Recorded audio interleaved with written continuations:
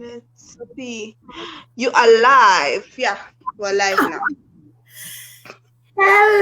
Hello. Hi. Wow. So Friday afternoon, evening, we decide to have a chat while people are drinking. Well, because your people no longer really go. Oh, they do go out. Kenji, the countries It's now. It's level one, Yeah. see? People are going. We have lives. Yes, putting a compromise. I'm a party angaganani to be here. I'm kidding. I'm a huge fan. I'm sorry. I always think everyone doesn't have a life like me. So my teacher show. I'm all about your stories today. Yes, I can see, and you look stunning. You look even put the glasses. I have glasses for me so that I don't feel. Yes. I thought Wuti as uba nomuntu ongaboni, sometimes to make them feel comfortable, you have to at least accommodate and okay. I cannot see if we have an audience as yet. Yes, so we do. We have 10 people who have joined us. So we can really get to know who you are. And why have you been telling us these African stories, as you say in your t-shirt? Yes. Okay, I think I've done enough promo for your t-shirt for today. Yeah, like push it a bit. I even wore a bra, guy. I wore a bra. Me too. I did wear a bra. I wore a bra. I thought, okay, people don't need to see my nipple action. Okay, so I think only I can see the comments. Hey, Bushe. Hey, Clay. Hi. All right, so you manage the comments and I will ask the questions, the dreaded questions about this young lady that is sitting in front of us. So I think first things first, who is Busisekile? Who is Busisekile? The people that have read your story on Facebook, that have bought your book, and the new people that are getting to know Busisekile and also want to read what this writer is telling. Okay, so Busisekile is someone who loves books. Like, I love books. I've loved them since I was grade 4. And I'm that person who fights someone for books, like Nzola Ntombok. So yes, that person who will fight for books. Yes, I will fight for books if I have to. But I love reading more than I love writing. Yeah. You are quite a reader, an active reader. Yes. Yes, and I'm currently very crazy about Facebook stories. Maybe because I don't get a chance to really sit down and be alone with a book, because there's Utingo. So I think I'm in that zone where I like electronic copies more. Right now they're more, you can be pretending to be on WhatsApp, but you're busy reading a book. So yeah. And you can go with your phone to the toilet. No one will be like, where are you going with a book to the toilet? So yeah. So I'm in that zone, yeah. I'm the firstborn of 3. I have a young brother whom I sold recently. So maybe we're only 2. There's only 2 of us right now. And then the last one. Brother, without giving him to me. Oh, no, you can take him actually, because I was only selling him for 2 rand. Okay. I can afford 2 rand. Yes. Tell us more. Hello, hi to all those who are joining us. So I'm really short-sighted. If I don't respond to your comments there and then, please bear with me a bit. But yeah, hello. Okay, and what else about me? Ngingumama kaThingo. I think people know my kid more than me on my Facebook, which has to end because she has her own Facebook account. So I think it's Mm-hmm. You are breaking a bit. and yeah. I'm a lawyer. Yeah, I studied law. You So yeah, studied law. yeah. Basically, that's it. Oh, I have a roommate. Yeah, yeah, roommate. But Oh, it's not serious, you know. It's not serious. It's like Haibo, are you now fishing for more roommates? You can't say it's not serious. So okay, yeah, no, I have, yeah. Or a fiance, yeah, or whatever, yeah. please give him his due, hey? He has worked for this title of roommate versus Yeah. being just and not serious. Okay. Um, Yeah. at least, oh, you back. So now I'm Yeah, I'm back. monitoring you through the screen and I'm also trying to catch up on Facebook so I can get some of Yeah. the questions. Okay, yeah, no, I have. All right. Now, at what point did Busi decide I'm a writer, not I, just a I don't reader? think I don't really think I decided to be a writer. It's something that just happened. I've always been good at writing compositions, essays, and I feel like essay writing has always been like my strong point. It's Mm-hmm. probably the only thing that got me through law school, you know, because my assignments will be like 19 out of 20, and I think that covered up for the other flops. And then after law school, I was stuck at Steers, and then one day in traffic, Kinyana, I had this journal which I was given at the Zimbabwean Women's Lawyers Association. So I went for an event, and then they gave us these Mm-hmm. journals. And then I was busy writing on the journal, just writing on the journal, and uh, as I was writing, it sort of became a chapter. And then when I got time off, Yes. I typed it onto my laptop, and then I sent it to a friend to say, I've been writing this. Tell me your thoughts. And she was like, no, it sounds like you've been doing this your whole life. You sound like you're someone who's been, oh God.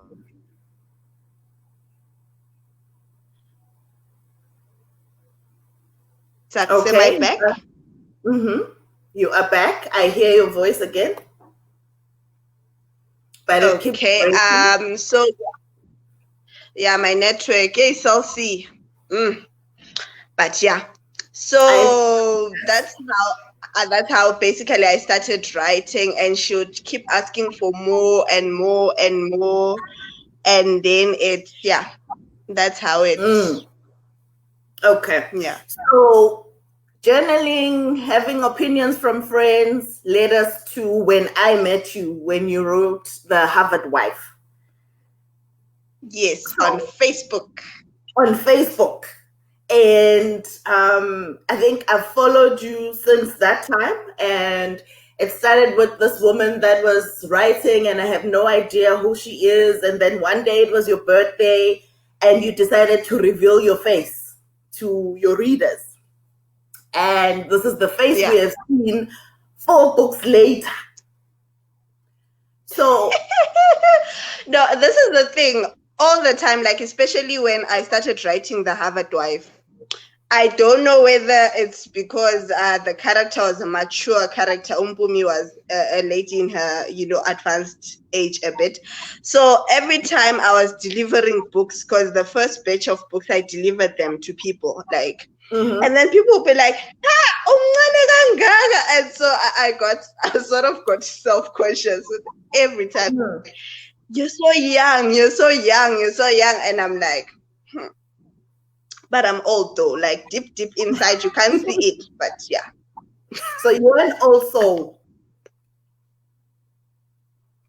Definitely an old soul, yeah. Awesome. What inspired you to want to tell African stories? I mean, I know in some of your interviews you talk about how you have a collection of Danielle Steele and you could have gone that route. Why African stories? Well, because as I said, I'm a reader. I am an avid reader, and growing up, I used to read a lot.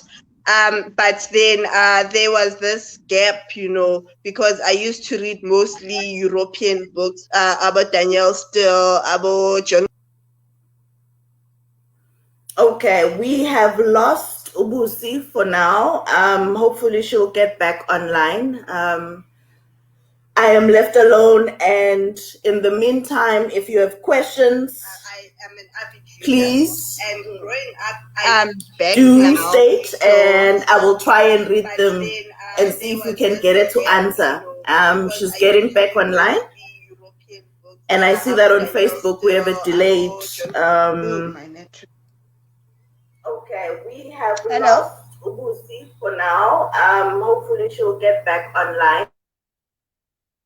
I am left alone, I'm back. and in the meantime, if you have questions, please And growing up, I'm back do now, state, so and I will try and read them and see if we can get it to answer.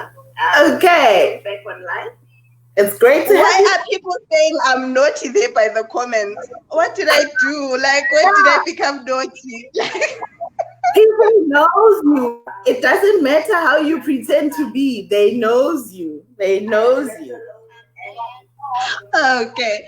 So where were we before you lost me? Where were we? Before we lost you, you were telling us why you chose African stories. Why? And especially Oh, female African stories. okay. So representation, basically. I feel like representation is very important, because usually the way we are portrayed, even in movies, even if you look like, so it's mostly African people portrayed as either there's abject poverty, Mm-hmm. or it's like they are focusing on our culture, and we're like, maybe they make it look like we live in a small village, but then Yeah. there is so much more to African women, especially. Mm-hmm. There's so much more to Africa. We have phones, we have we have technology. Yes, there are people who are poor, but there are also rich people, people who own oil mines, people who, so I feel like representation is very important, not only for us, but for the generation to come, so that when they read these books, they can actually relate, so that they can actually say, "Wuti, this, I know this, I can relate to this. This is how I grew up." Or, "Oh, is this how other people live in Africa? Or is this possible, or this can be done in Africa?" So I feel like representation is really the reason why I write. Okay. So I want to take you through your 4 books. So we have this powerful character called Ulelo, who we see her obstacles, her wins, her relationships, and we get intimate with Ulelo because this is what you're good at. I don't know how to do it. Get your characters to stand out so much that we relate, we find ourselves in them. But we have Ulelo in The Wife. You brought us Unomaswazi. We have Ulola's Heart, and now we have the In Fallen Candle. Which one is your Yeah. favorite? Let's put you on the spot. As a mother, I am not allowed to answer that. Like, even Chris Jenner will tell you that her favorite is The Richest. So,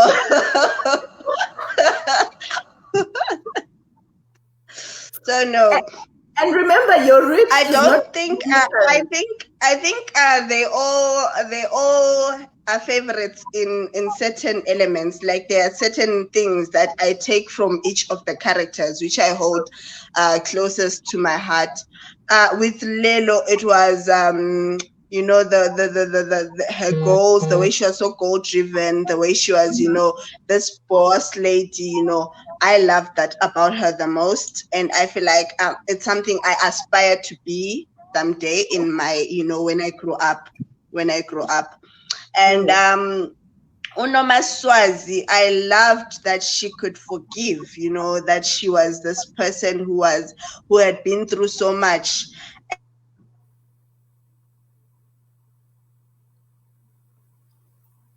Okay, I hope we're not losing you again.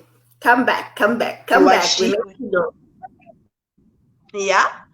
And I'm back. Mhm. Ulola, I love her heart nje. I love ukuthi she's yeah, the calmness, the zen, the giving, I feel like I share that with her, the giving and the believing in love. And I know a lot of people say they say I have a hard heart. I don't know why. Yes, oh, of course, her silent screams, the bang and saying, let's not forget her silent screams. Yeah. Oh, Ufara, yo, Ufara. Okay. And then Mm, with Emihle, I feel like I love her because she reminds me of home. She okay. is home, So that is what I love about her most. And because we're talking about her today, she's going to be my favorite. Yeah. All right. Okay. We'll get to your favorite in a bit. So I want us to play a little game. Udelithi gibele phezu kwendlu. Yeah, like ubambe i-laptop so. Gibela phezu kwendlu uyibambe nge-tip. Okay. So we're going to Yeah. play a little game because you've shared with us a bit about your female characters, but each of them is accompanied by some male. And this game, I've seen it a lot on TV, so I'm going to act like I'm on TV because I scream. We're Mm-hmm. going to call it Mary. I'm not going to use the other word, so I'll just say who you have a crush on and who you would kill. So, Daniel, Banzi, Hlongwane. Who would you marry? Who would you, Okay, okay. who would you crush? Yeah, Ubanzi is my spirit. Like, Ubanzi, you don't understand. He's that childhood crush, that childhood boyfriend. Yo, the rugby player. Ish. But Mhm. Uhlongwane, guys, Uhlongwane. Whew. Just thinking about him, but let's see. Definitely killing Daniel. Like, that's a Wow. no-brainer. And maybe no, Daniel, because I love him too, but compared to Ubanzi, no Shongwane, Mhm. definitely. Okay, I think I'll marry Ubanzi because he's more, he doesn't have as many devils as Uhlongwane. He doesn't have as much baggage. Okay. And Okay. he's young, man. He's got that thing. I think he has the arms to carry me, as I get bigger. I think he uzoguga, Ubanzi. But yeah, I think Ubanzi because he reminds me of Uguti. I fell in love when I was in high school, and Okay. I think I wish to grow old with the person I was with in high school. So I think Ubanzi will be that person. Okay, Usimpiwa says Hlongwane is obviously husband material. Hey guys, Ooh. Uhlongwane, you, everyone wants to marry Hlongwane. No, I still stand with Ubanzi because Uhlongwane, in as much as Uhlongwane, I feel like he's just as bad as Unsigelelo, right? But Mm. he only softened when he was with Unomaswazi, when he was with Uswazi. But Ubanzi is a big teddy bear. I love teddy bears. I love those mushy, mushy, mushy kind of guys. Yeah, those Ah. serious but not serious. Yeah, I'm sticking to Ubanzi. You can marry your Shongwane guys. It's fine. All right. So we have Yeah, another ulungile uthi Segisi. Okay, Segisi definitely uhlongwane. So she put the third one. So yes, I would marry Ubanzi. I would have sex with uhlongwane and then kill Daniel after. I tried not to use the same word. That's why I use crush. Lungile, you are corrupting me. Uyangibona mangifaka amagazi ngilunge kabi. Ngilunge njengegama lakho, which you're not. Okay, so we Okay. have a second list. We have a second list. The famous Jared, Mr. I own the 12th apostle. You Rich Bay. The billionaire. Ubuntu. Abe. Kill, marry, crash. I killed Abe. Okay, but no, I wouldn't. I killed him, but no. Yeah, I'll definitely. No, Jared is the man of my dreams. Like, growing up, I wanted a white husband. Until I realized ukuthi kahle kahle bona bafuna dark skinned girls. Kahle kahle they are colorist, yabo. But yeah, okay, it's fine. In my dreams, yeah, I'll marry Jared. And then I would crush on you know, that sugar daddy, you know, that sugar, emphasis on the sugar. And yeah, no, because I already killed him, I can't kill him again. So then I would kill Ubuto. Yeah. Okay. Yeah, I'd kill Ubuto because I know he was trash. He was trash. Yeah, he would have. Like, I feel like I killed him by mistake. Can we go back to the book and unkill him?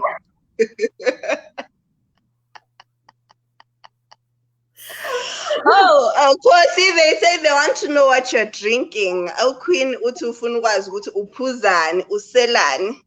H2O with lemon slices. I'm a good girl.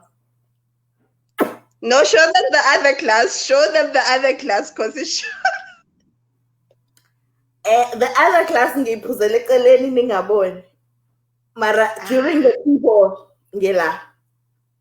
Okay. I'm saving the wine when we get to the gist of Uemihle. Okay. A couple of questions, general, and then we're gonna get into Fallen Candle. Yeah. 4 books later, from the moment uqala a Harvard wife, did you know you're going to be an author of so many books, so many deep books? No, like I never dreamed I would be an author. Like, in my wildest dreams, I never dreamed I would be an author. And when the Harvard wife came about, I thought, okay, this is going to be something I'm going to do while I look for a job, and hopefully it will get me connected to someone who will give me a job. And it never happened, Shem. It never happened. And then Nomastuazi sort of came as well to me. And then when I was with Unomaswazi, I think I was pregnant. So I feel like I channeled a lot of my insecurities, a lot of my, it calmed me down in a way to be writing Unomaswazi at that point in my life.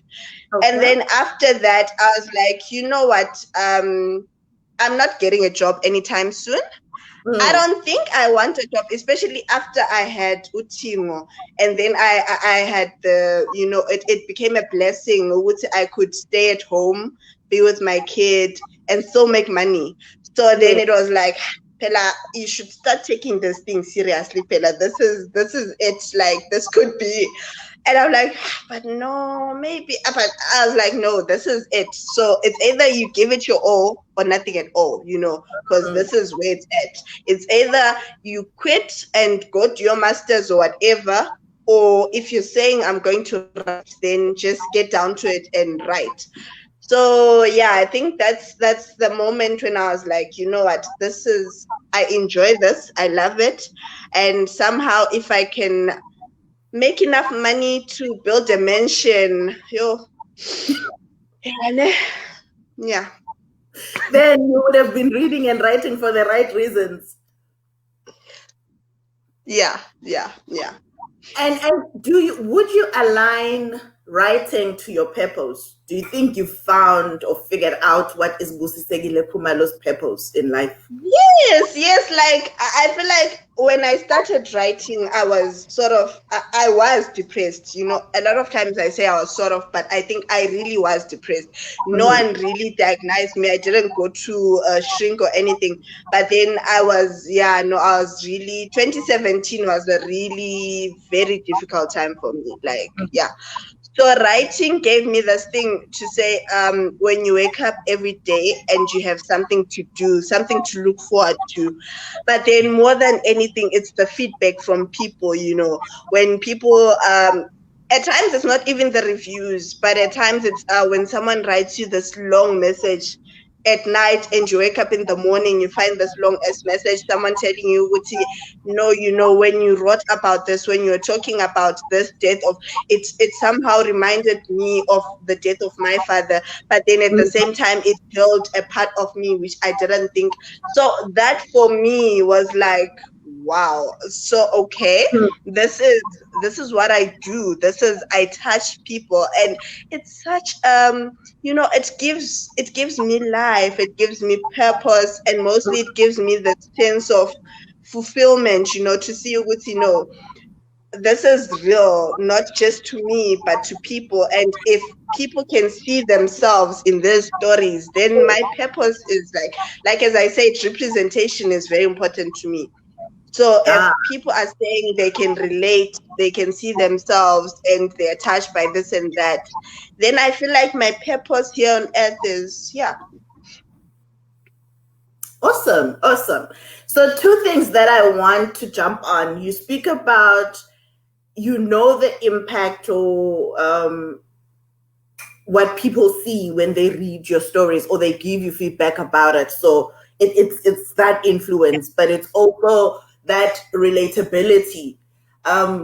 So when you sit down and put that pen on paper or start typing the first letter, what goes through your mind? Do you think about the Hmm. end product, or do you think about what's the first word I want to put down? Take us through your writing process. Okay, so I'm a bit of a klutz.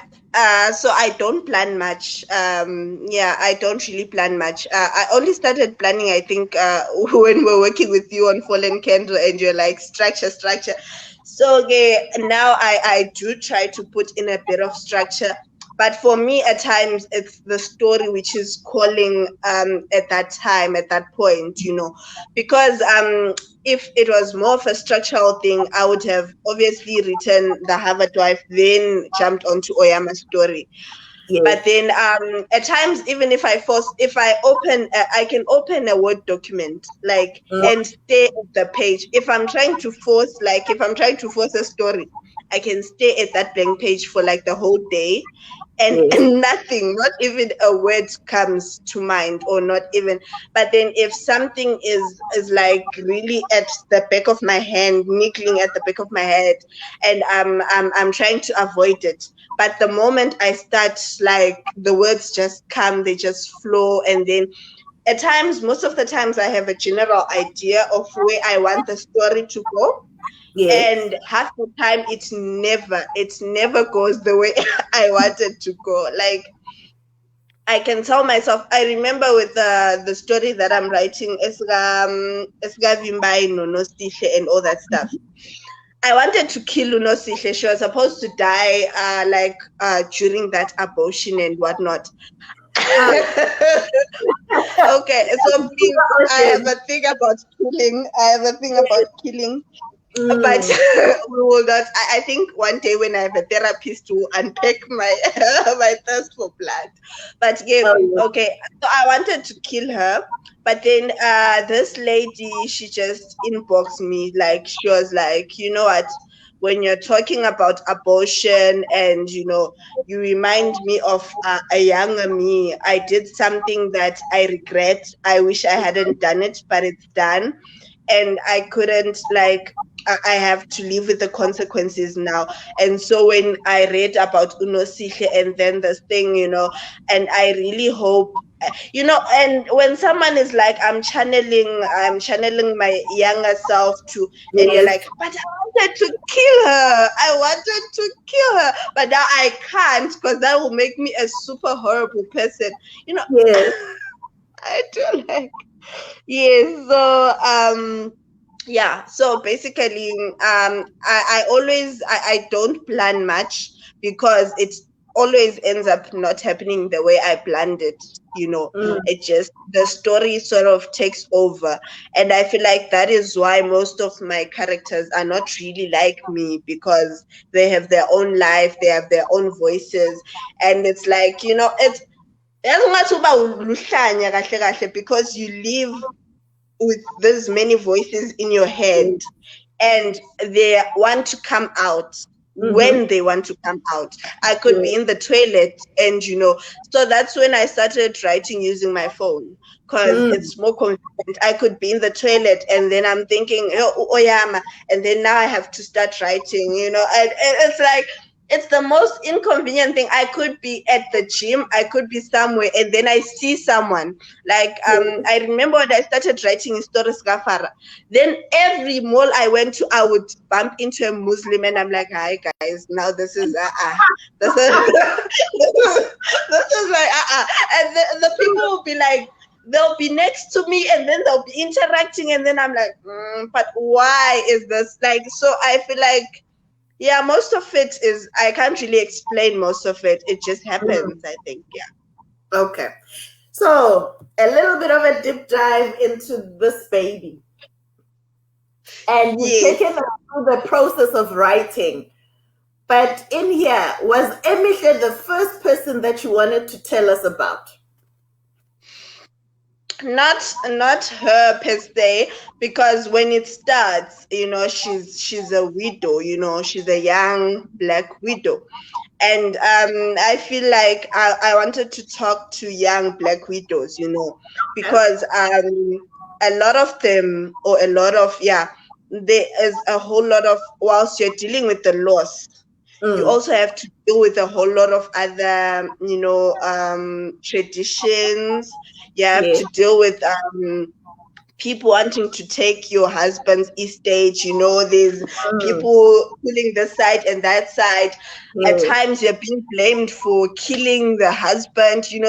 I think they go through the most. It's like, and so when it started, it was about Black Widows. So Yes. like the original name was supposed to be the Black Widow, you Mm. know.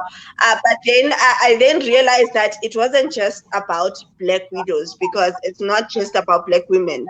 At Yes. times it's about even white women, when they lose their husbands. Loss is loss. Like it's universal. It's not Mm. really, and we all go through different stages of that grief. We all Yes. have to deal with a lot of things besides the grief.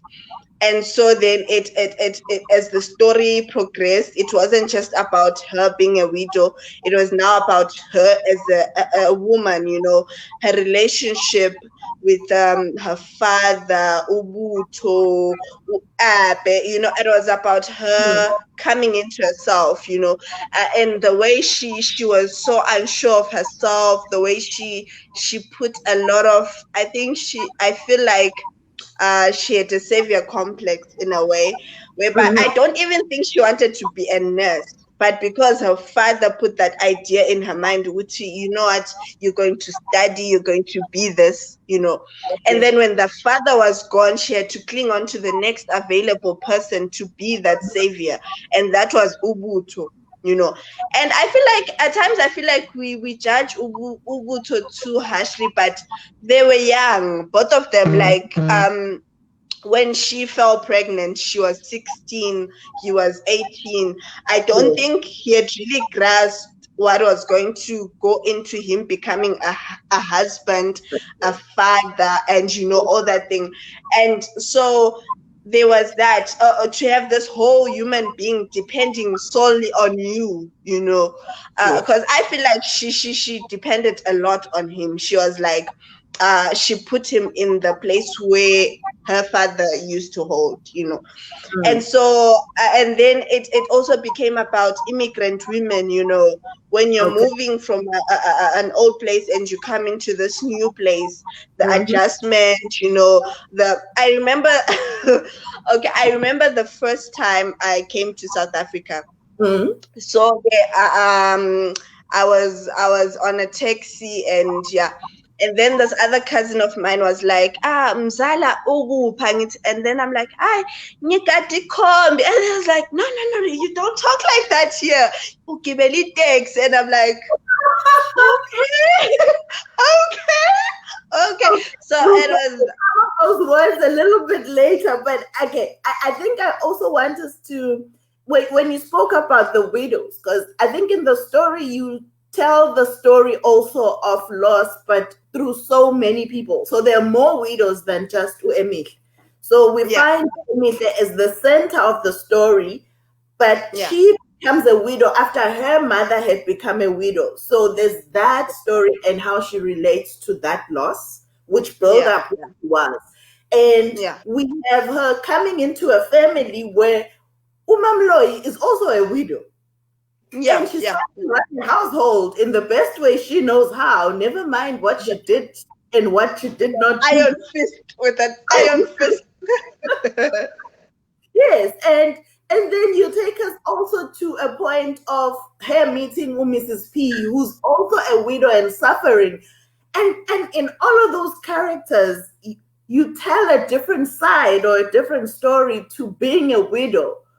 Yeah, Like, was yeah. it intentional to tell all these various aspects of widows, or did it just land with you deciding to tell one story? So, like, Emil. I think that it sort of grew from that point of her being, I didn't actually think about her mother as a widow until Hmm. I think a later stage where I was like, no, Emihle has been pining about over the fact that her mother didn't protect her after Mhm. her father died. But then she's failing to accept or appreciate the fact that the mother was also grieving a Yes. husband. In as Mm. much as Udlodlo was her father, he was her husband, her mother's husband. And after the father died, we see the mother was also being mistreated by the in-laws, and a lot of times as black women, we think our suffering is isolated to just you.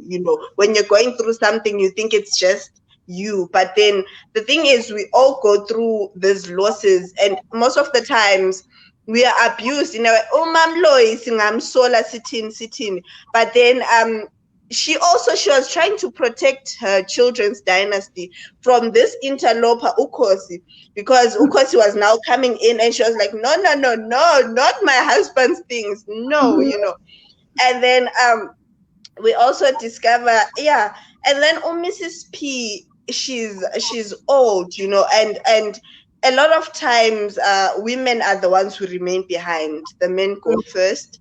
And so, she's old, she's lonely, she's pining over her husband, she misses him, the memory of him, but then she has to deal with these children who think they know better Mm. than her, and so it's like it then just came in. I didn't Yes. plan it, just sort of progressed as the story progressed, and then Mm. all these aspects were coming out, and yeah. Okay. Interesting stuff. All right. I also want us to deal a couple of relationship friendships that are in the book. But if we go up the chakra levels, you then bring about some of the things that worry us at night, like job security, shelter. I mean, the reason that Emihle stayed for so long, even though Ubuto was mistreating her, even if he disappeared and she had no idea what was happening, up to the point of starting to see Itombes Gazin Kita on WhatsApp group, not on WhatsApp group, on WhatsApp profile Profile picture. picture. Yeah. But you then talk about shelter as a reason for some of the decisions we make. Yeah, um, yeah, finding a job and some of the decisions you make about securing that bag. I mean, from the domestic working to working as steers to having umkuku. I think you're the first person who made umkuku feel like pride for me. You know, loya mbhedo bowumephekwe itina ukubalekela amagundwane. that's good, God. That story was told with so much pride. I could understand why she would make that decision. What Yeah. motivated you to tell those stories up to the point of her getting her wealth and being able to buy the farm? But let's talk about basic needs. Yeah, because I always feel like, as a black woman, you don't really have a set place. Like Mm, when you're born as a girl, and there is yes, a boy in that home, you already know Guti one day you will leave that home. It's your home for that time. And then when you get married and you move to someone like to your in-laws, you mm-hmm, never really feel like you never really belong there either. Umuntu okuza bazokutshela ukuthi wena umuntu okuza kahle kahle. You're mm-hmm, not part of this. You are. And so as a black woman, the need for shelter is the reason why a lot of black women end up suffering untold pain.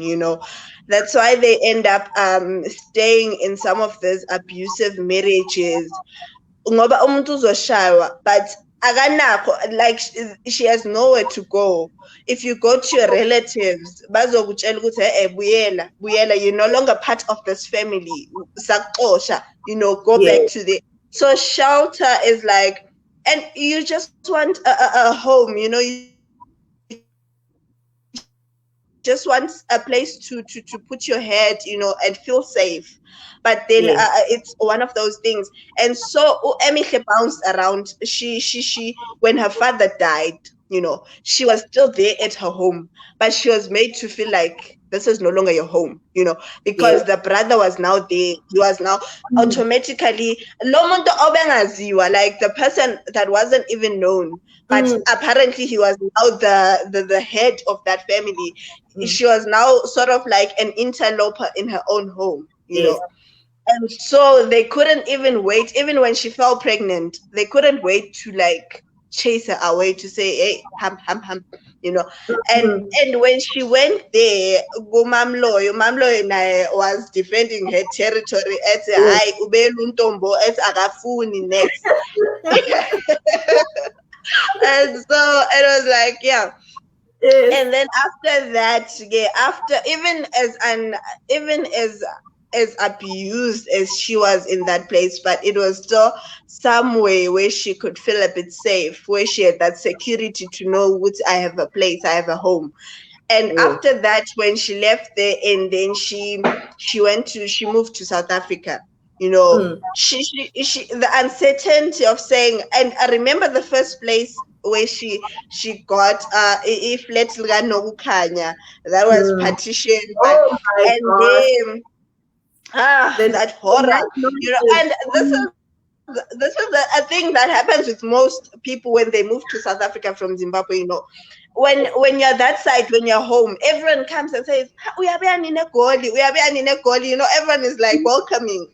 But then when Yes. you actually come the side, abantu bakutshela nge-rent, i-rent, i-rent, umasitanda ngeke avume ukuthi ngifake omunye umuntu uzomele ngikukhokhele i-rent. Mm, So it's that thing ukuthi it's real, and that uncertainty of being far from home, but also finding someone who's hostile, someone who's and so for her it was very important, even bekungumkhukhu, even if the water was dripping on her when she was sleeping, but it was very important that for the first time in her life, she yes. had a place to call her own. She had a place where no one could kick her out. She had a Mm, place where she didn't have to work to stay there. She had a mm, place where no one was going to hit her.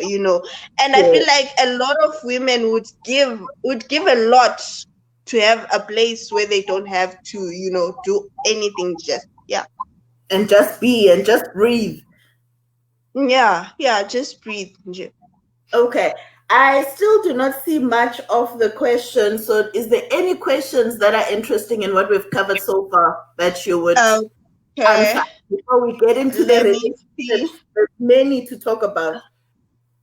Okay, so I don't see any questions yet. Just comments mostly.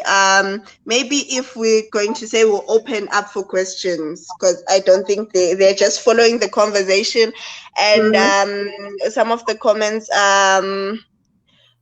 okay, loss is universal. It reminds me of a line from Tag, Hodom is universal. Okay, yes. And then yeah, so maybe we didn't get more information about what was in Ubuto's head, so that painted a different picture altogether. Yeah, Ubuto, I need to simtola file vele. So yeah, dead man tells no lie. Dead man tells. And a person B, Simtola File, so we must just forget him. Hey, okay. Ufile, ufile, ufile. So really, no, but even the late he, when someone is dead, Yes. even if you hold on to what they did, even if you are angry with them, there's really nothing you can do. I feel like ufile, ufile, Mm, and yeah, it is what it is. Yeah, I guess. okay. So I want you to take us through a couple of friendships and relationships, but I don't know how much you are aware that you value relations. Would you say you're a person that values relations? And it doesn't have to be I'm Gijola Nobani, but how people Yeah, yeah. relate. I'm that person who easily clicks with people. I think I can meet you today and we just, if we're hitting it off, we'll hit it off. I don't really care how long. And I think even on friendships, I think I value all my friendships at different levels. I don't say this one is best or this one is, because I feel like everyone serves a purpose in your life. Everyone is there for a particular season. Even those who were there but end up not being there at the end, but Mm, during the season when they were there, they served a purpose. Sorry, they served a purpose for that. So yes, relations to me are very important. Yeah, I awesome. think yeah. All right, so let's explore some of these relationships. So when she comes in, we have Ubuto, which I think everybody focuses on because this is now the boyfriend that used to love me, that made me feel all gooey inside. I lost my morals and I opened my thighs for this guy. I get pregnant. My father dies. Everything just, crumbles from there. So there's that relationship, and I suppose what was the aim more about defining her as the widow, or is there something that you wanted to tell us about that relationship or how she relates to Ubuntu? Okay, so there's the saying, Wuti, the only woman who knows where her husband is a widow, right? But Mm, I also feel like the only woman who's really honest about how she feels about her husband is also a widow, mm, because a lot of times as women, we carry around this we protect, we shield our husbands or our partners, we yeah, we we know their bad side, but we tend to focus more on the positive. We don't yeah, really want to really look into which we try to mm, hold on to the good times. But no, but he's a good provider. No, but he's there for his children. You always, and I hear this a lot with women. Why do you love him? I got I and Ashemia provide. And it's like, okay, but do you still feel the same way you feel about him, like the way you felt about him in the beginning? So I feel like so what's her name? Oh, Emihle could yeah, really be honest. She could really process her feelings about Ubuto only once he was dead, because even just before he died, she was for a long time. She's holding on to this anger that she had of him. So she had blocked out the fact that she loved him, the fact that whatever. So I feel like the only time we can really be honest about our feelings is maybe when that person is out of the picture, or is, yeah, that's when we're really honest about our feelings. So that was, yeah, that was that. Awesome. Okay. So in that household, then she has this hostile relationship with almost everybody. But okay, we'll get to Ukosi in a bit because Ukosi helped with the escape. But she falls. I lack a better word, but I could say she falls utterly in love with the twin. Oh, well, we find out she's the twin much later on, but the story, Yeah. Tobias, how did you even come up with that? Okay, so before I answer that, there's a question here. Do you think, as women, if we give each spaces to interact with the ex or the rival as Emihle and Zimkita, would know about our current partners or husbands? Yes, definitely. Like, instead of fighting, like as women, the moment, and I feel like Emihle and Zimkita would not have had that honest conversation if Butu was still alive, because they would have been fighting. So I feel like at times, once you discover that you're sharing, maybe to get some closure, talk to the other woman and find out ukuthi kahle kahle, you find ukuthi you're in love with two different people, but it's the same person. So yeah, I think so. I think so. And then your question was about utopias. Yes, So yes, yes. utopi is autism, like the way it's viewed in especially in rural areas. Ne? So when I was writing Emihle's story, I was staying at Freedom Park. And there Yes. was this guy, he had autism, I think. I'm not sure what he had, but he used to stay, like, he stayed in this other house. I don't even know the people who stayed there. So every day, every time I passed, he would always be under the tree. And when I passed, he would make a sound or just something like, it was almost like a greeting, Nyana. It was almost like, and so, he touched me in a way. I don't even know him. I didn't even have that. But when I was in high school, I used to what was this? Oasis, or I don't know which club that was, but we used to go into those orphanages, used to go into, and I really loved those people. Like, you couldn't even hear what they're saying or what they're doing, but you could tell. And then, so for me, it was that one person where she finds, like, and I feel like he's part of the reason why she stayed as long as she did, Mm-hmm. you know because I feel like a part of her was like, if I leave, who is going to take care of Utopi? Who is going Yes. to be looking after him? Because she had sort of assumed that, and I think like she was trying to fill that void that her child Mm-hmm. left. That void of saying, I don't have a child. So Utopias became her child as a grown man as he was, but because he couldn't Yes. take care of himself, he couldn't. So she needed that person to rely on her, that person who needed. So I think she needed to be needed at that point, Mm. and Utopias played that part. Yeah. Awesome. Awesome. Okay, and then we meet Ukosi in that struggle, and you relate the pain Yaga Kosi as much as you relate how she then was there for Uemihle. Now this is from the time she came as this illegitimate child, and the funeral Yaga Baba, can you take us through that pain, to her now taking on the supporting role when Ubuto dies, to helping her escape. So tell us about that relationship. Ukosi is Ukosi. Okay, it's weird now because I'm talking to you, and then, okay, but again, Ukosi. Okay, it's Unobukhosi. Yeah, All right. Unobukhosi was sort of like the sister that she never had, and I Mm, feel like they connected on the basis of saying what they were both outcasts. in that Chabalala household in a way. So they had that bond, of saying, yeah. And so, of course, because she needed to be loved now, she needed someone to love her.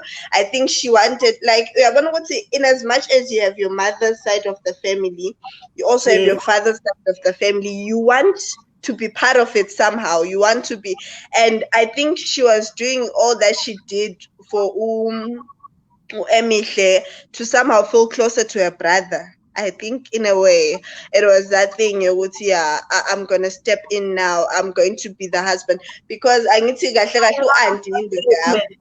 Yes, yes. I actually love that statement where she told her, I'm your husband now. Yes, Continue. I'm your husband. So yes, so she took over the role of Buto. And but also because for me sisterhood is such it has been such an amazing. I think I talk about it a lot on my page. Uguti, I've grown so much from the women I've met in my life through writing, through Facebook, through Yes. the different women who've come in and who've been there, who've been like, yeah, you know what, we're here now and we're not going anywhere. Mm. So yeah, so that for me was that point of sisterhood. Even what's that friend, that one, what's the name Which of the different gabanga emehle.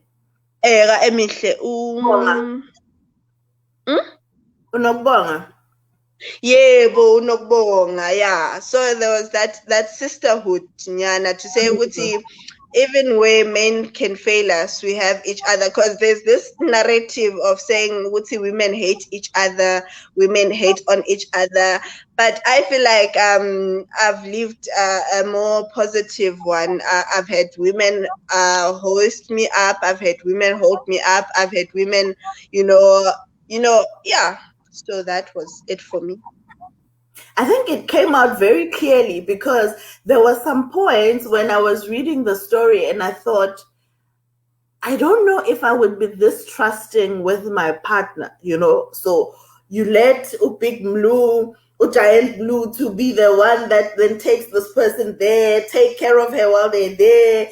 And when she needed to go back home, you also then assign the role with a daughter. You as my Haba. helper, I'm extending you to now help my wife because that's Yeah. how Yeah. her. Yeah. And that was really a powerful thing to put. Okay, other Yeah. than the other that we're gonna tackle a bit now. Yeah. Yeah. No, So why I think trusting? what? So why was she so trustworthy, or why was she so trusting? Angazi, yes. Angazi ukuthi ubethembeni ukhosi. No, I feel like Emihle also never saw but Ubanu Giant Mlungisi as a boyfriend material, whatever.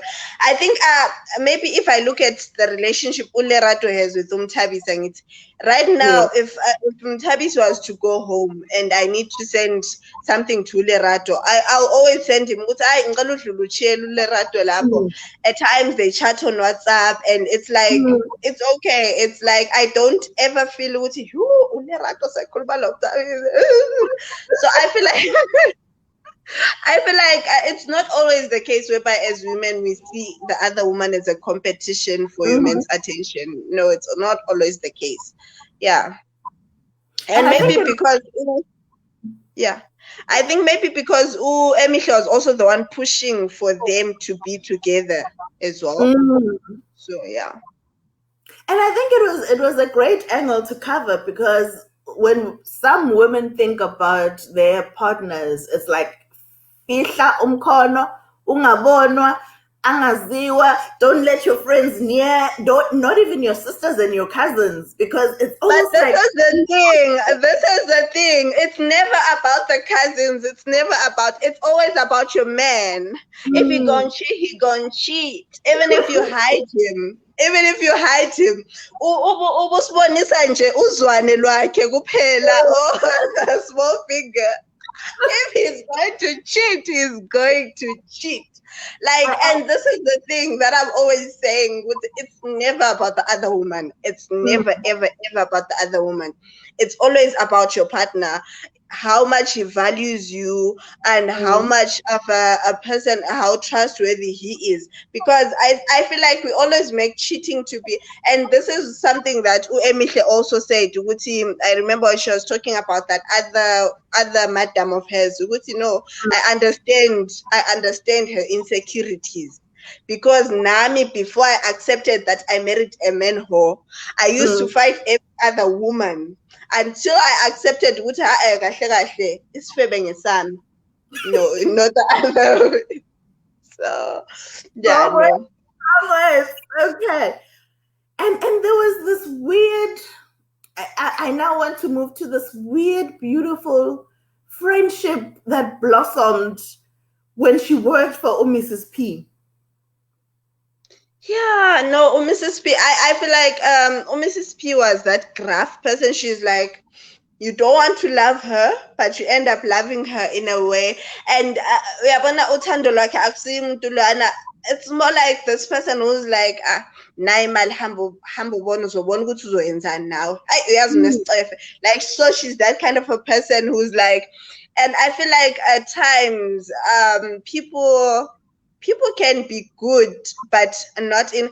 I feel like there are some people who portray themselves to be good people, but then like Utando Lo, who was actually doing a women's drive. She was doing a women's drive for abused women, but she was also abusing her maid or her nanny or whatever. Yeah, and then there's Mrs. P, who couldn't even be bothered to be politically correct. She couldn't be bothered to call her the right name or whatever. She was like, yeah, and yet at the end of the day, she was that person who actually grew even more closer to her. So I feel like at times we hide a lot under political correctness, to be those people who are like, women empowerment, I empower women. Like on social media, you're all over there. Then at home, you're this Grinch, you're this horrible person. And so, and then there are some people who generally don't gravitate towards because they have a resting bitch face, or they just generally, and then you find that they are the sweetest people ever. So yeah. And I think that came across very well. And for me, it was a fact that Mrs. P was not easily approachable, but she was a softie, and in her way, she showed her caring and love and made her feel welcome. But at the same time, for a person that had hardened her heart and through hardships, through all the things she's gone through, Mrs. P was also an opportunity for Emihle to start opening her heart. Because then that led to getting to STS and then forming other friendships. So there's 3 particular friendships I want to talk about STS. Utishera lo obeseka qoqa imoto. Yeah, bo. Who's the person for me that planted the seed yokukhumbuzo uEmihle ukuthi uyikhandlela likayisi? I think it helped to have that ripple effect of her starting to introspect and looking at herself. And so we'll start ngotuthuko, but I also want you to get into indaba kaKhathazile. There's this part ngokhathazile that she came to 2 goats, 3 carrots, 2 goats, 3 carrots. But then she also, as much as she was judging Ukhathazile for her decisions and how she led her life, when she needed help, it's the first person that she went to. Yeah. And then last but not least, we need to talk about Ukhomo. But firstly, let's start with Ntuthuko and Ukhathazile. Because in Dabagahomo, I still feel like we are Owisha. Le lunch leyana that had I'm a Pilisasisu. You missed out. What if it was Ukhathazile who ate it? We don't know if it was home. We don't. Okay, so Ntuthuko was more of like someone, your typical person who who had a bright, promising future, and then Zimbabwe happened, and a lot of people left Zimbabwe around 2008. 2008, 2009, that time when things were like really, and then he found himself there, and then he had this sort of entitlement, this entitlement like his protection of Emihle wasn't because he cared for her, but because he had that entitlement yokuthi ungowami. Like I think he felt like, or he thought that eventually they would be together, or he thought that so he had this entitlement, but he shows like kuthiwa ngabantu abagewukileyo, like uzumuntu othiwa ubani ugewukile egoli, ukuthi he's someone who has a whole family back home, but when he's this side, the wife is struggling with the children back home. He barely goes home. Which was also Ubuntu as well. Ubuntu was the same. And yes. So and yes, he's the one who reminded her of who she was before she met Ubuntu, and her dreams. In a way, he sort of reminded her because he was a teacher and all that stuff. And the way their relations quickly soured when Uape came into the picture. So it boils down. Yeah. What is interesting about that part, Yokfiga Abe or Uabe, is then the fact that you are a foreigner in South Africa, but you are judging other foreigners, and you have this righteous, holier than thou statement while you're a cheating husband too.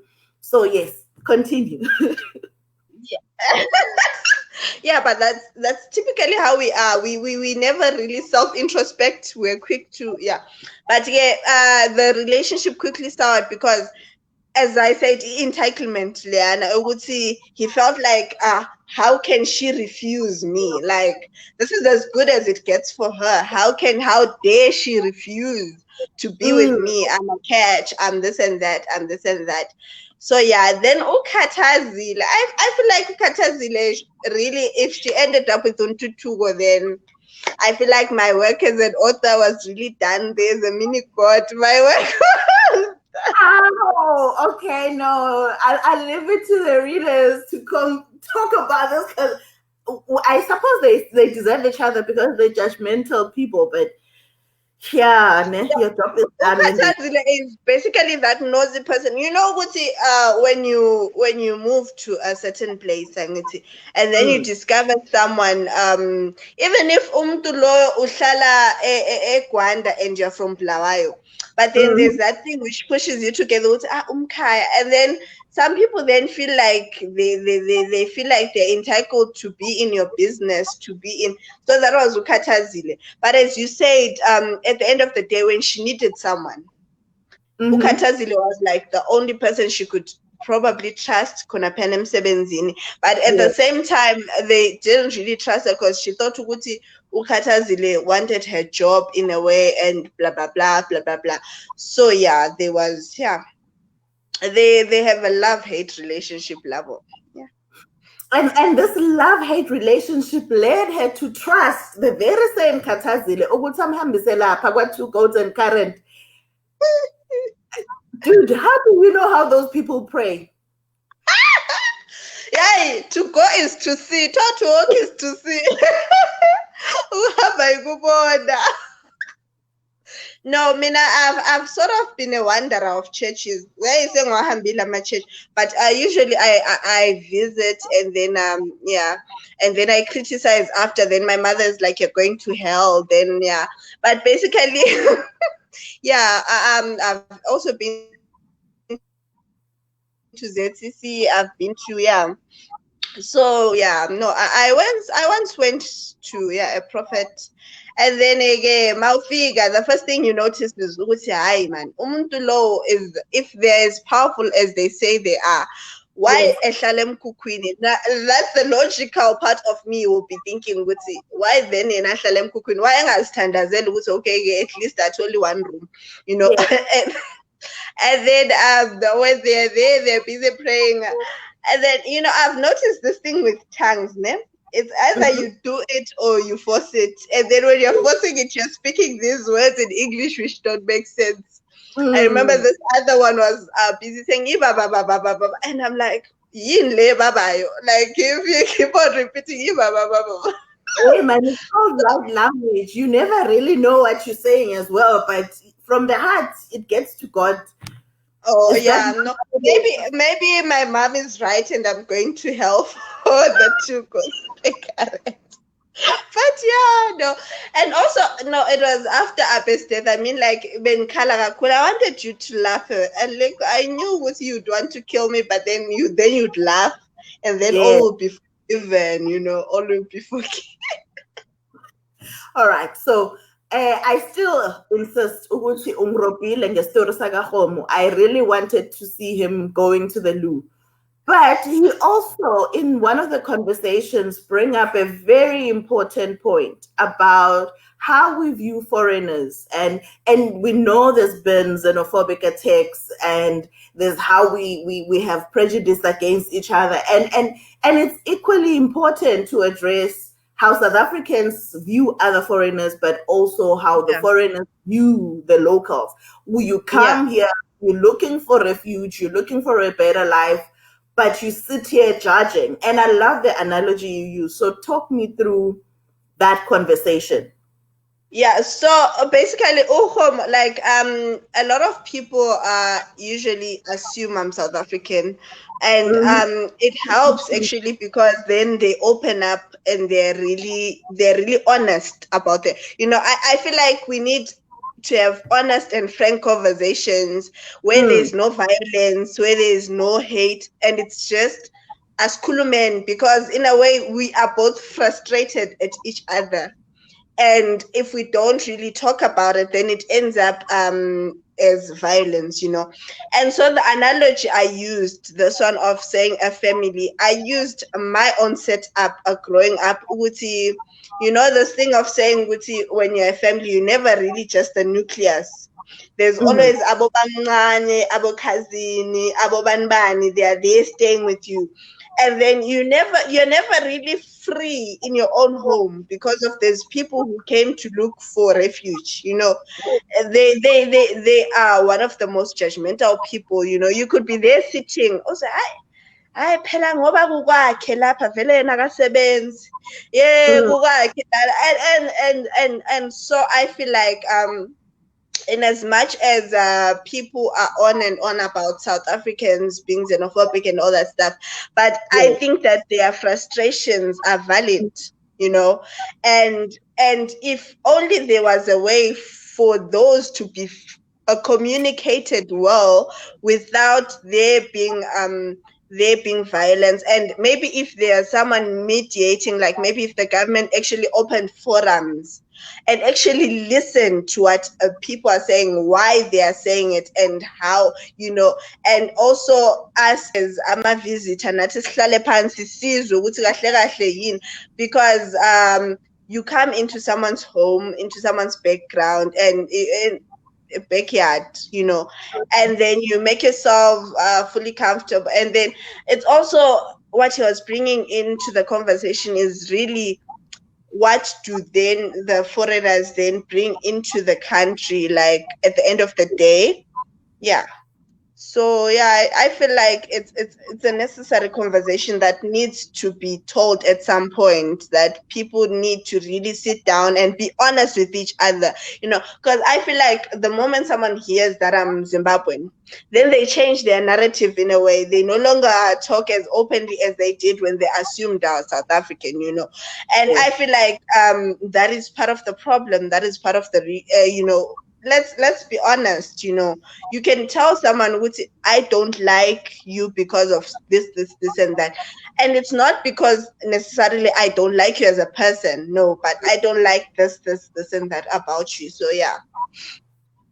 And I love the fact that the story captured so much about your experiences in South Africa, but also it painted a huge picture about where Zimbabwe is at, when it broke down. But you also gave us a rich history of when things were great, when people had pride in their jobs, when people had pride in the currency, in the government, but also the struggles. Because for me, I learned so much about Zimbabwe through this book than I ever had.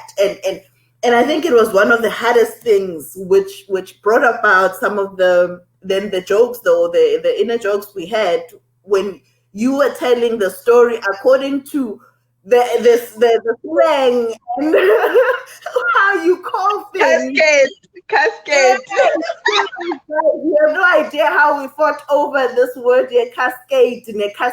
Like, Boosie, can you not use spell check? It's a cascade, not a cascade. But it is. I think we've learned so much about you and about Zimbabwe and your background through this book. And I know that there's so much you can say about this, but we also don't want to keep people on here for so long.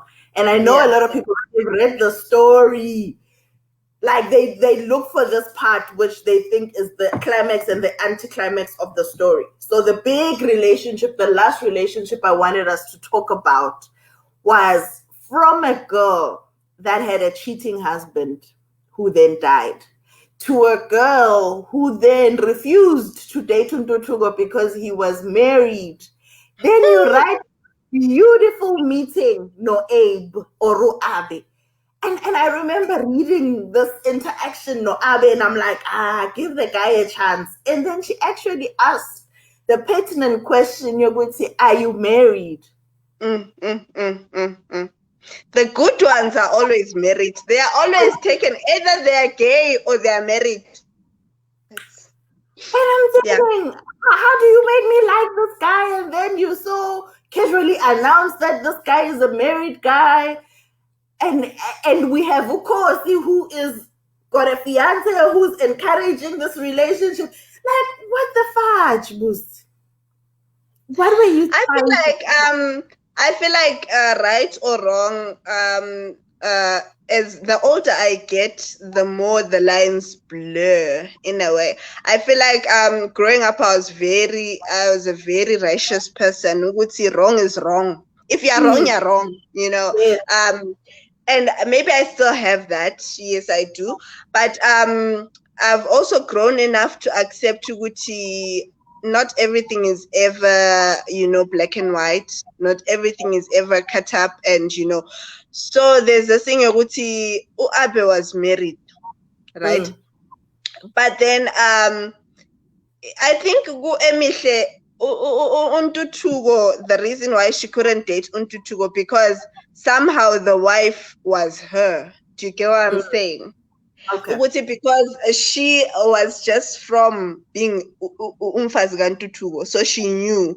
But with Uabe, I think she sort of, and she also said this, she purposely ignored the wife part. She didn't want to think about her. She didn't want to.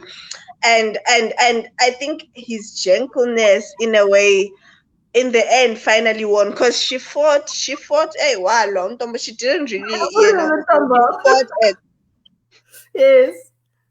She fought it, but at the end of the day, his gentleness, it won her over, and it sort of broke down these walls which she had built around Ubuto. It sort of broke down those walls, and then it was like okay.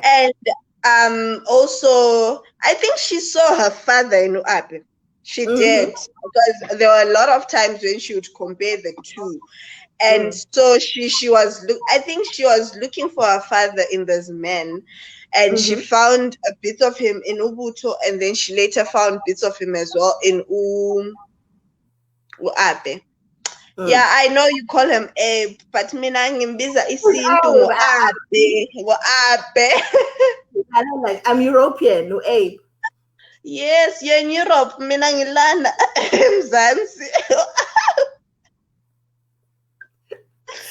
And I think what I want to ask is, do you think when she finally related and considered or weighed the decision of going out no Abe, did that have some form of influence with the relationship she then started developing Nozimgita, like understanding what it's like to be the other woman. I think she actually only started dating Uape after having that conversation with Zimkita. So it Mm-hmm. was the other way around. Yeah. Whereby when she actually talked to Zimkita and she understood, and there was a time when she texted her asking her, how were you able to be with this person even though you knew he had a wife, when she was Mm, referring to Uto. And Zimkita was like, I didn't think about the wife. I thought about yeah. me. and Mm, and that sort of in a way it influenced her ukuthi, yeah. So I think she needed to have that conversation Nozimkita to sort of have closure. yeah. I feel like I said to when the question was asked, Uti, should you ask your men's other woman, should you talk with them? I feel like Mm-hmm.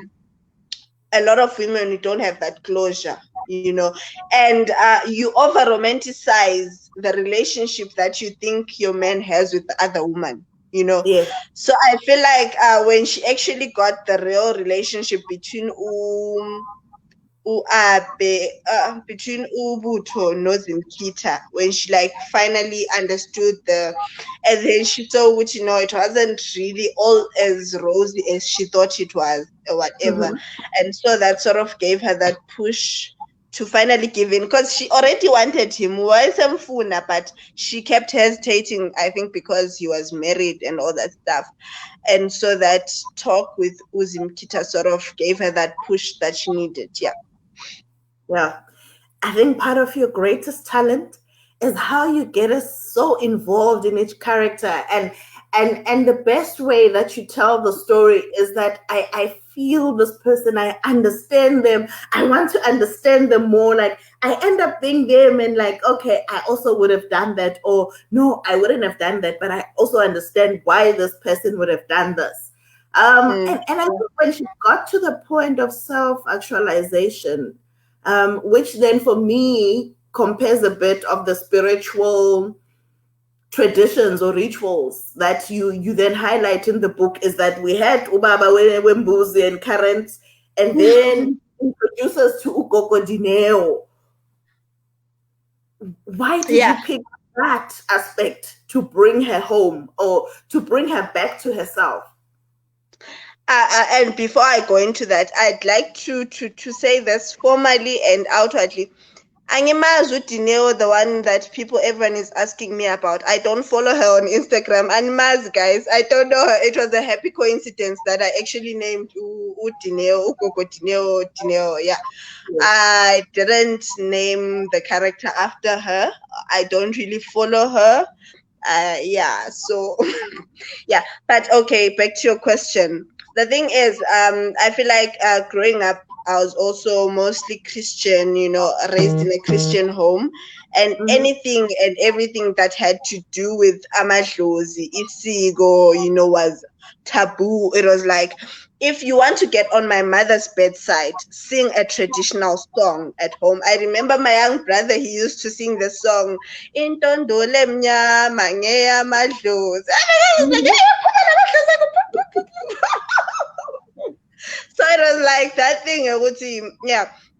But then as I grew, and then I was now seeking my own spirituality, after you leave home, and then you're like, because I was never really satisfied with Christianity as it was portrayed, or as it Yes. was given to me. And so as I I became I studied different religions, Islam, African traditional religion, everything, yoga, and I can't really say I know the full grasp of them, but I feel like as an African person, as a black person, there Yes. is more to you. Like yikho ma umuntu mayekubulisa engathi sakubona uthi sanibonani, because Mm-hmm. they are not just seeing you, they are seeing the people who came before you, the people who walk Oh, with you. Yes, yes. and so yeah, and so obviously you also influence it a bit, and so for me, that homegoing, it had to steep her back to her roots, Mm-hmm. because udlodlo kahle kahle amanguni siyalilandela isiko odlodlo Khumalo, and it also got me closer with my father, because I kept asking him this traditional Awesome. aspect, and that's how I got to owe him a bottle of whiskey, You which own I bought, it. by the way. I bought the bottle of Did whiskey, it get just so home? you know. Yes, it did get home. Oh, all right, cool. You are Yeah. forgiven. Okay. And so I enjoyed asking him those things with Mm-hmm. he, umbuyiso ubuyenzwa kanjani, because I did go for umbuyiso kakhulu wami when I was young. I think my young brother was 3 years old, you know. So it was a distant memory of going there, and but I didn't really remember and what it meant to bring someone's spirit back home, what it meant, and for her to, like, I felt like that is the reason, one of the reasons why Abe had to die, because if he had still been alive, she wouldn't have gone back home. She wouldn't have gone back to her roots. She would have been Mm-hmm. too complacent. She would have been too comfortable in that relationship. And so it was sort of pushing her out of that comfort zone of saying, Wuti, no, you need to go back. And if you're saying go back, you have to go back to your roots. And our roots include, that spirituality. I feel like African spirituality is so beautiful, Yes. but for so long it has been portrayed in this very dark and ugly, but there is light in Amadlozi, there is light Yes. in our spirituality as well, and there is so much power, there is so much power to it. And Mm-hmm. that you can only feel, or that you can only really know if you fully accept it and you're like, yeah. Mm.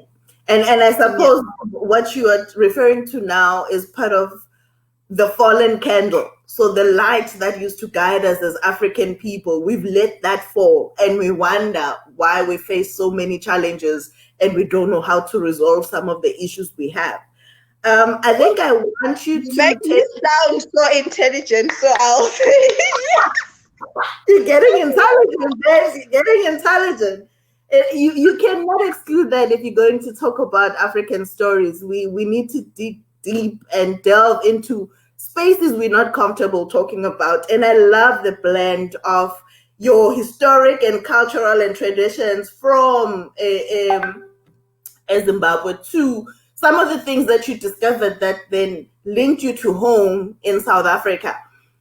So I think yeah. last but not least, I know you get a lot of inboxes, a lot of calls because I mean you started in 2017 as this shy girl who journaled, and now you are 4 books later, you are self-published, and I think not a lot of people know how much influence and work you've put into actually getting this book out. It went from Busisekile, the person who puts words on paper, to the person who thinks about what my cover will look like, who do I want to edit my book, and how do I format these words into what a book will come out looking like. And I think the journey for you has been learning through each book that has come out.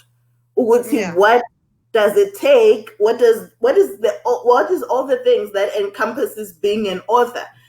Now you are at the point where people ask for advice, other people ask you to write their stories, obviously, and you denied to write my story. I've tried, it's been 3 years, and all you keep telling me is type your own story, girl. So I would like you to give some advice to upcoming writers. Take them through the process, whether you want to be published by someone that's established or you want to self-publish.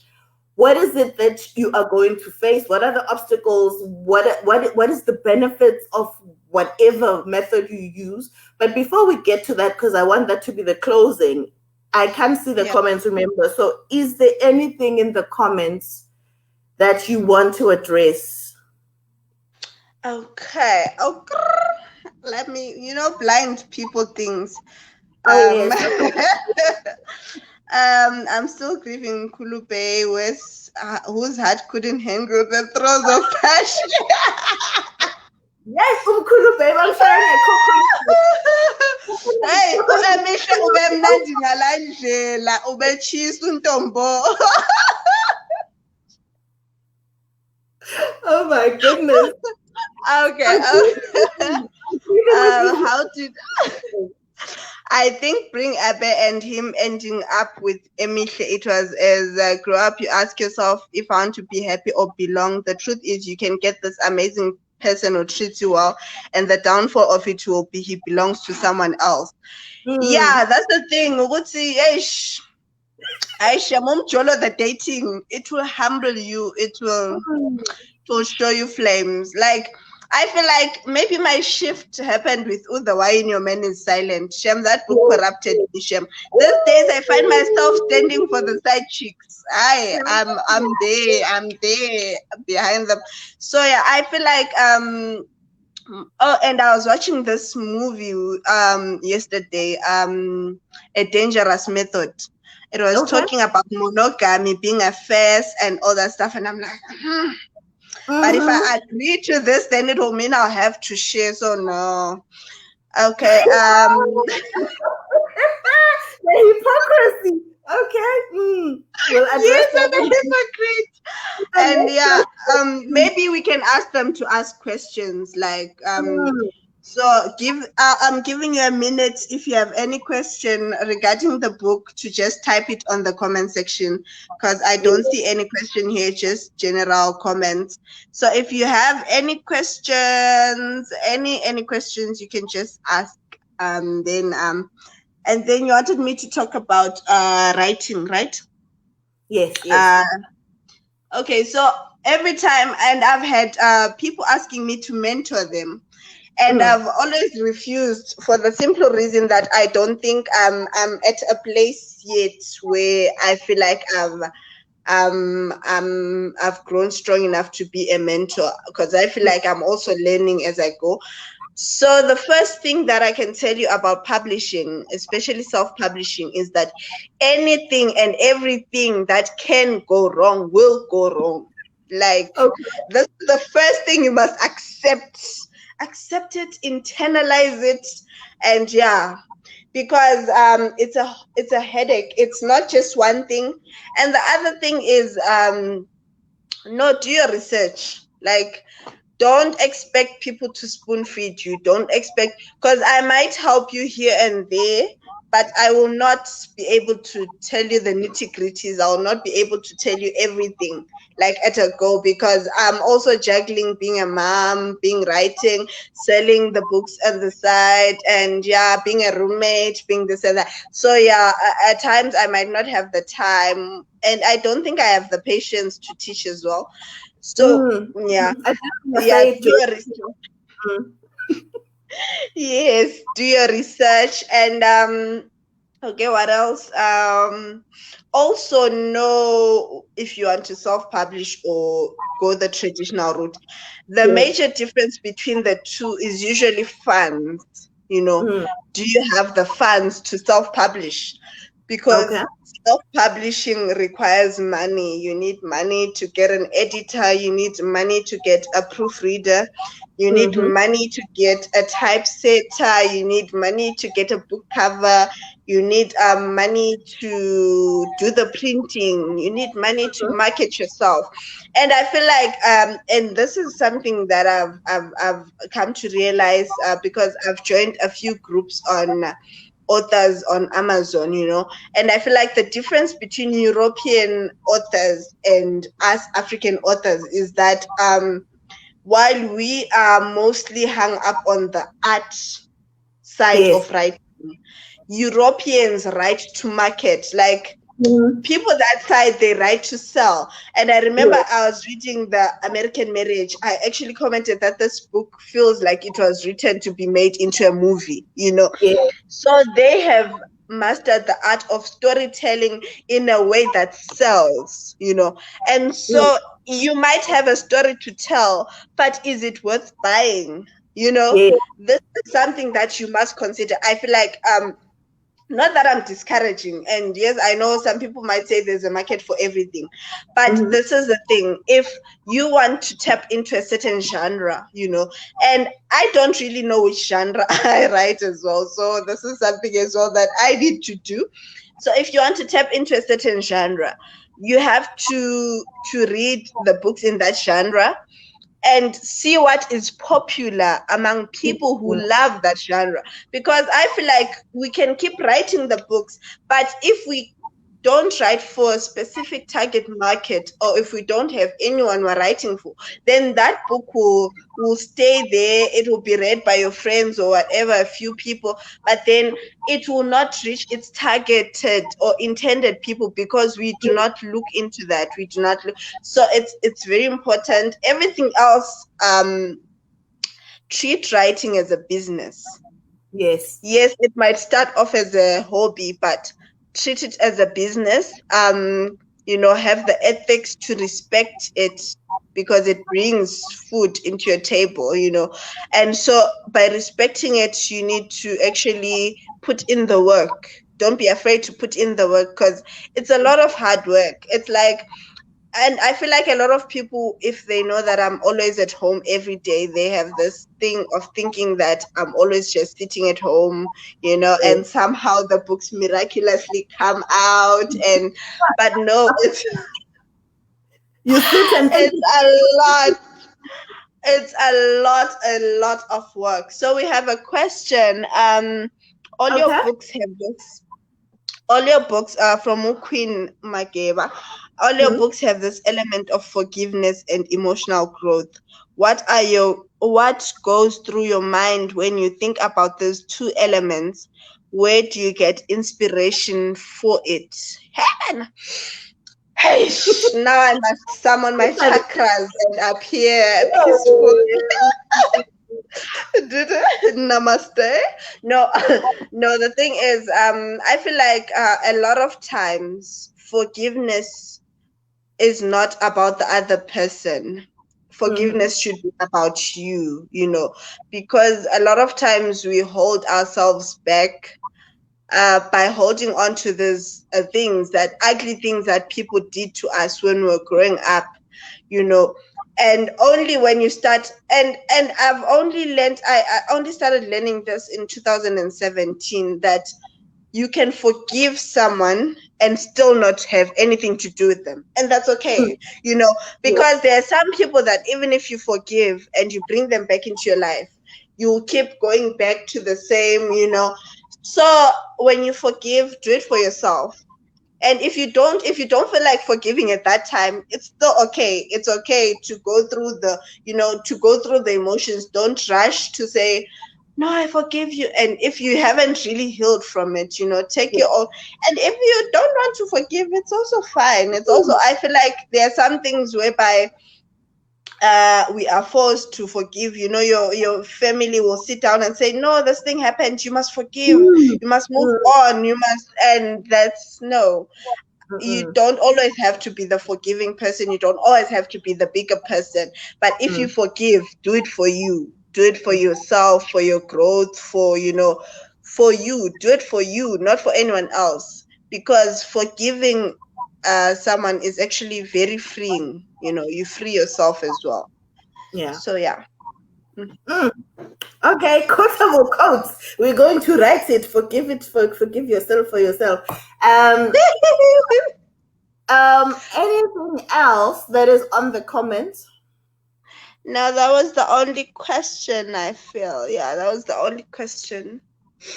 And I Yes. and I think in closing, well, what I've also observed that has been growth for you is that other than just selling the books, it means that you do apply a lot of the things that you sell because girl, you ascend like you have set so many trends as far as published or self-published writers is concerned.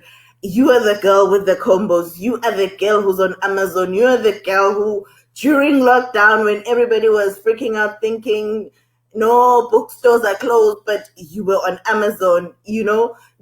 We've had so much that every day I think I look at your post and think, what is Busi up to today? So if she's not getting people freaked out about some of the posts that you get people debating about, I think your lawyer self comes through when you put up those posts and you tell the wives how to not behave or how to behave and how they're judgmental. And then the next post, it is Busi telling you to go to Amazon because my book is there. Electronic, this is where you find it. Hard copy, this is where you find it. You are the most hardworking author I have ever come across. Like, I have so much respect for you at your young age. I'm glad I met you. I'm glad we are on this journey of writing together. And You I think wish you. I feel like as I told you before, at first writing for me was sort of like a hobby or something in between before I get into my next big thing or next whatever. And then I came to realize, which this can be as far as it goes for me. And then that's when I started doing research, like joining author groups, not just local but international as well, because my aim is not to just be a local writer, is to go international. And then I actually saw Wuti, people are making six figures in pounds, in US dollars, from just writing. And then that got me thinking, Wuti, no man. So that's when I started putting the work. I just try anything and everything which comes into my mind. I just try it. And if it's a hit, it's a hit. If it's a miss, it's fine. We'll do something else. That's basically what I do. And I came to accepting that this is what I do now. So yeah. Okay, there's a question. Fallen Kengo, are we getting book 2? I would love to see Tobias and Emihle getting happy. But they were happy. We're not by the garden. I think They were somebody happy by the garden. They were happy. Busy eating strawberry. Yeah, wait, now we are the like strawberry Tobias. Yes, yes. So no, I don't think there'll be a book 2. I don't think there'll be a book 2, but as I do with my other books, you'll probably see Emihle popping up here and there, popping up here and there, like especially with Oyama's story, because I've already linked them. They're already linking, and so we might catch a glimpse of her here and there. But yeah, no, I book 2, guys. Please tell me, obviously, when Oyama comes through, I'm going to finally see my crush. Who's your crush? Baneng. I know I have a lot of crushes, yes, but Ospa. Are you going to ignore the fact that he has a resemblance with Umuzi? But anyway, the other question, Harvard Wife Book 2, when can we expect it? How Harvard Wife Book 2, is that not Oyama's story? Yeah, it's Oyama's story. Ulin, the problem is, Ulin, if I give her a date, I'll be in trouble. So going to be in trouble, girl, but we all want to know. Only if I give her a date, I'm going to be in trouble. Okay, so I think I'm trying to push myself to finish writing it this year, so that maybe February, March next year you get it. So yeah, let's say April. This is the way I put it. February, March, April. Yeah, April. Okay. So when you promise April, let me add another month for editing and proofreading, and then say June. I'm kidding. So yeah, somewhere there, yeah. Okay, so, we all miss Farah so much. Are we going to see an actual copy of Farah sometime? Yes. Next year. But the thing is, I don't know. I have so many plans for next year. But I'm going to try to release because Claire has told me, Wuti, I must not make them wait. They are tired of waiting. So if I'm going to produce a series of Ufara, they want it after a month. After a month, I release the entire thing. So Thanks. We don't have your type of budget, yes. In our pockets are not that deep, but yes, I agree with you. I so want the so story, if only. so what I'm going to do is I'm going to write all of them and then edit them, and then so that when I'm now publishing them, they just come out like Voila. Like money out of the like ATM. Bona, lungisa your money. Okay, I think we need to start doing our manifestation prayers, making sure that the money comes, like universe and all the angels and everybody who's there for us, lighting up our candles, know that when the books come, may we have the funds to buy all of them. Amen. And Amen. then Amen. we ask the God of times to then just stall time so we can be able to read all of those books as well, because we love books. And unlike Lean, who reads a book in 2 seconds, I need a whole month. But it's been Yeah. such a pleasure having this conversation, getting to know a side of you. 1 hour has moved on to almost 2 hours. What were we talking about? I think I'll need to go back and listen to this recording and see what we were talking about. There is so much about But thank you. you. There is so Thank much you for about being such a pleasant moderator. And yeah, I really enjoyed. And thank you to everyone who joined us. Yeah, guys.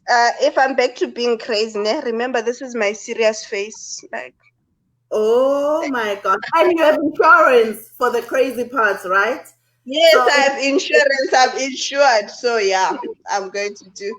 So thank you for those and who where do watched. people catch you? So those who are not exposed to Busisekile, this is the new book. She's got 4 others before this one.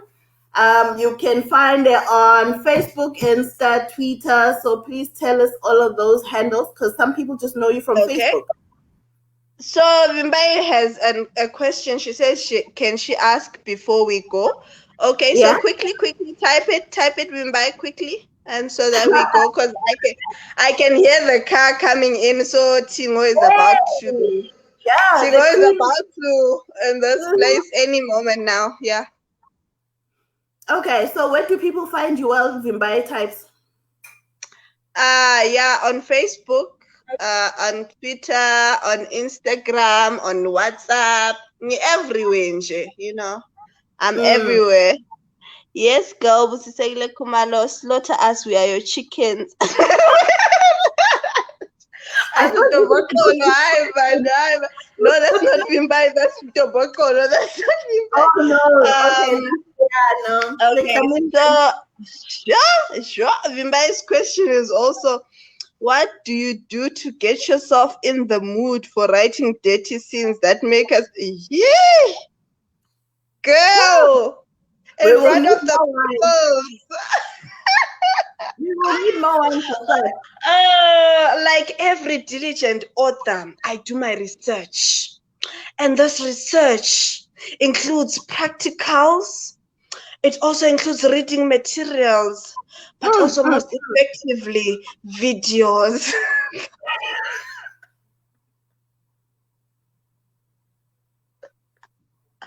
Okay, so yeah.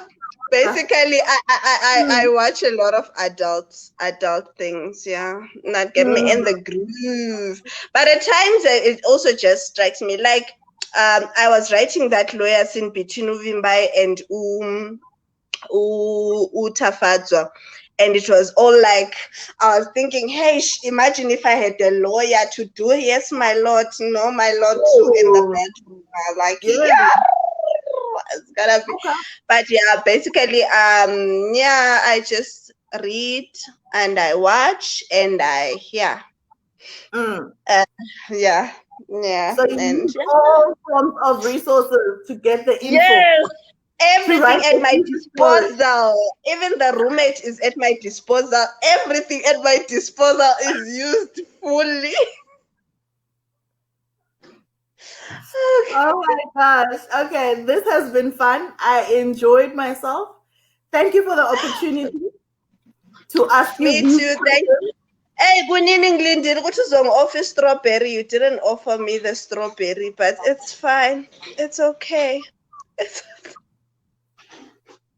thank you. Okay, so Tingo Nangu, come and say bye-bye. What's it bye-bye, Tingo? What's it bye-bye? My Nangu, baby. bye, Lappa. What's it bye? Oh, baby. Hello. Bye-bye. No, but bye-bye, it's cool. Bye-bye, Ella. Oh my gosh. She thinks she's saying bye-bye to her dad. What's it bye-bye? Oh, Oh, bye-bye, Lala. bye. Bye-bye. Bye-bye. Till next I think one. someone is typing. Yeah. Someone is typing. Yeah, people are typing, people are typing. So yeah. That comment will be about Tingo. Pella, the lady of the show has come. Has arrived. She has graced us with her presence. Bye-bye, guys. It's yeah. All right. It's a bye-bye to one last bye-bye. Bye-bye. Bye-bye. Say hello to Okay. the roommates. Siyabonga ukuthi Will isikhathi do. talk to you. Ay, siyabonga lathi. Bye. Bye-bye.